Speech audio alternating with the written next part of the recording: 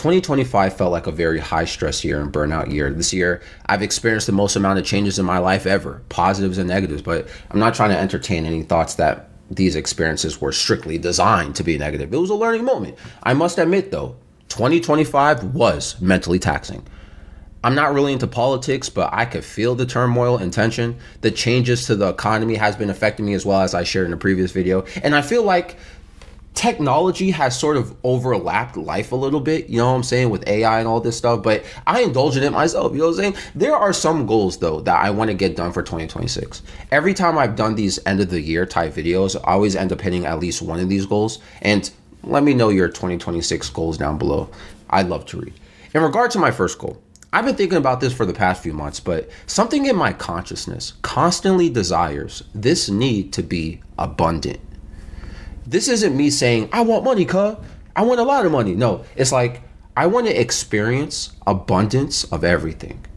The lack of abundance is something I've experienced in my life too, which is simply polarity, lacking and having. But I want to ultimately try my best for 2026 to convert any sort of mental or internal thought I have about lacking into having. Like, I don't want to say I lack being loved. I want to feel like I am loved. I lack confidence. No, I am confident. There are a lot of things in my head where I feel like psychologically I put limitations on myself, and I want to train my inner thoughts or mental state to a feeling of abundance, gratefulness, and self-control. Financial abundance, because I mentioned money earlier, right? Financial abundance is only one part of it. But with financial abundance, I want to use it generously. I want to share my financial abundance. Feeling like I lack the ability to share or lack the ability to be financially abundant is the first mistake. If I set my mind right, I could put a battery in my back and I could give myself a little kick on the behind to motivate and inspire me to seek that abundance, to work towards that abundance, to feel like it's something that isn't going to limit me.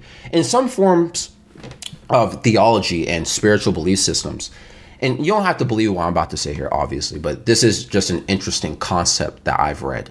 But I've seen people in certain religious structures state that God is trying to express themselves through you.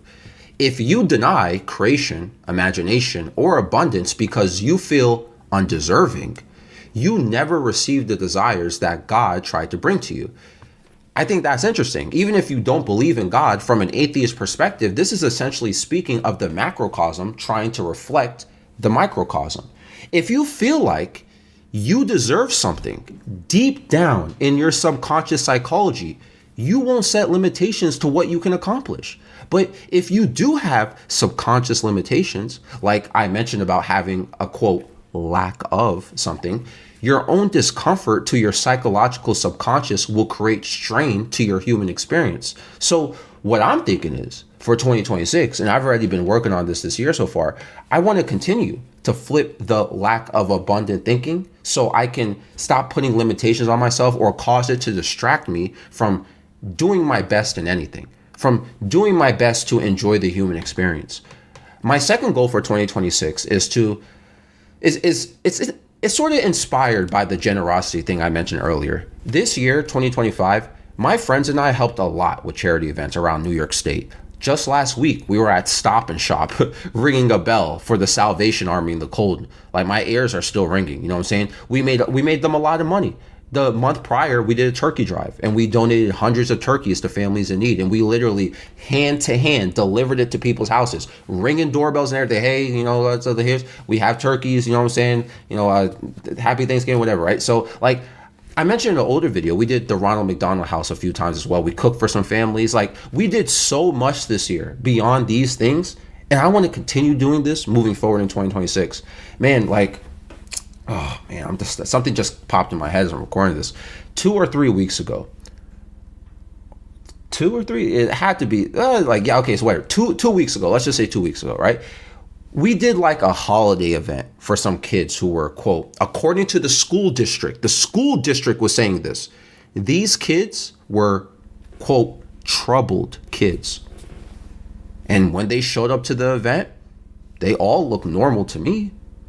They were dancing to the music. We had a DJ and everything. They were taking pictures with Santa. Like, it made me emotional. I was crying because like to say these kids were troubled, like the guy, even the tone of the administration at the school, they're talking like these kids like you know, like this, the way they're talking about these kids and this and that. But you know, again, I'm watching them, they're dancing to music, they're having a good time, they're socializing, like they're just kids, you know. I didn't see any bad behavior, anything that I felt like would make me want to have the heart to be like, that kid got issues, that's a troubled kid. Like, yo, anyway, doing these events made me really happy, and it made me grow a lot of empathy for those who are less fortunate, right? Sympathy, empathy, whatever. So these kids, sorry, I'm rambling about this single event here, but one last point. Like these kids, they had to, before this event, right? They had to write one thing they wanted before showing up to the venue, right? Most of these kids, they just wanted normal stuff. Shampoo, gloves, scarves. And it's like, these kids are asking for the bare minimum. Why? Because they don't got it. When I was a kid, I was asking for an Xbox. I was asking for this and that. It's like, yo, we even told them there was no budget to what you guys wanted. This was all out of pocket. We're not being funded. So like, it saddened me. You know, like these kids don't have much in their life. So this is what they asked for. And it put things in a perspective for me. And again, it made me happy seeing them have a great time at this event.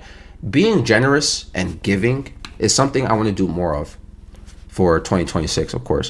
Whether it be through charity or even you guys listening to me yap about life or things I've learned or been through on YouTube or Spotify or wherever you're listening from, right? Speaking of that, these are my 2 goals for 2026. This episode is found on Spotify and YouTube. Happy New Year. Love to hear your goals down below. I'm out.